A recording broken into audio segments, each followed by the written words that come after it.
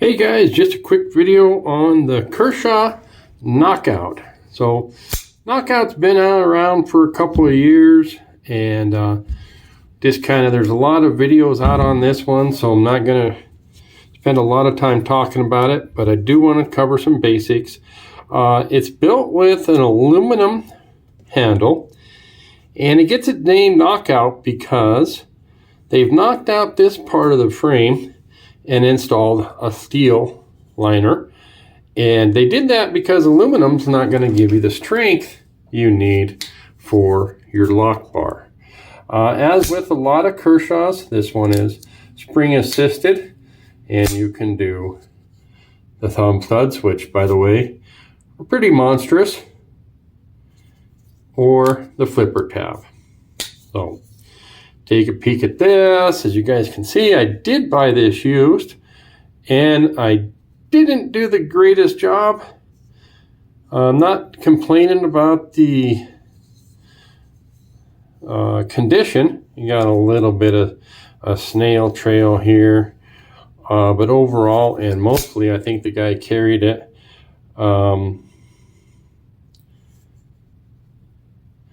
We might even be able to clean this blade up right there.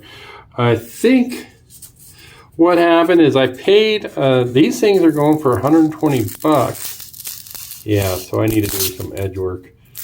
120 bucks on eBay.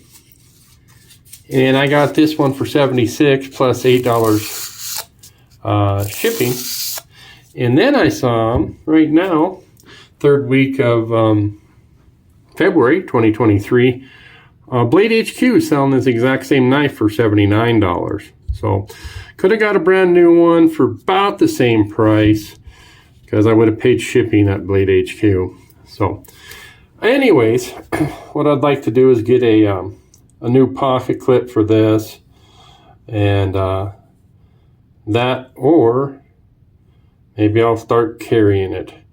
The edge is not in bad shape, just not that sharp as you guys saw, but it feels sharp.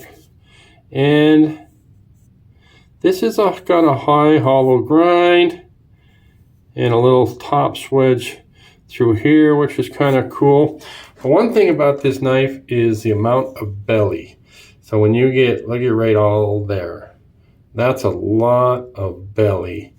Thin, so if you guys like thin, lightweight knives, and I will tell you the very first impression I had of this thing was how light it is. And I would call it maybe super light. So I happened to get this knife around the same time. So we'll kind of do a comparison, what you're getting. A 9CR. Also a tall, flat grind.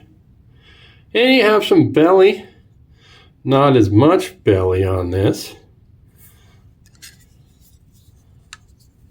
G10.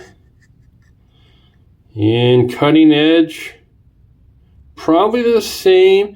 The Sandvik looks longer, but we see how with this edge does get extended because of the amount of rotation of curvature here. That distance we have to travel, where it's not that great on here. Let's see here. I think this one is lighter. Don't know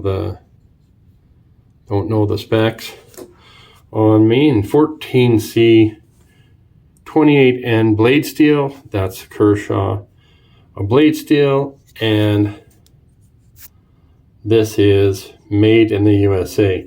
I do want to tell you guys, if you find a knife and it says XXX, 4 X's, it's a factory second. So that's good and bad. The good news is it's a Kershaw, and the bad news is it didn't pass something through their quality control. So who knows what it is. But before you pay top dollar, know what you're getting. If you guys remember the video on this one, I kept calling this the knockout in the video.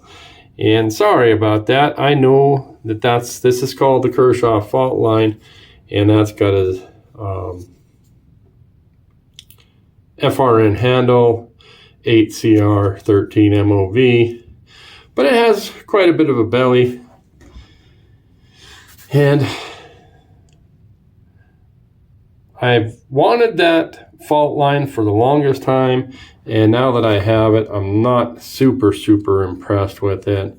The paint on the blade, the coating, probably this looks like paint. I don't know, kind of strange.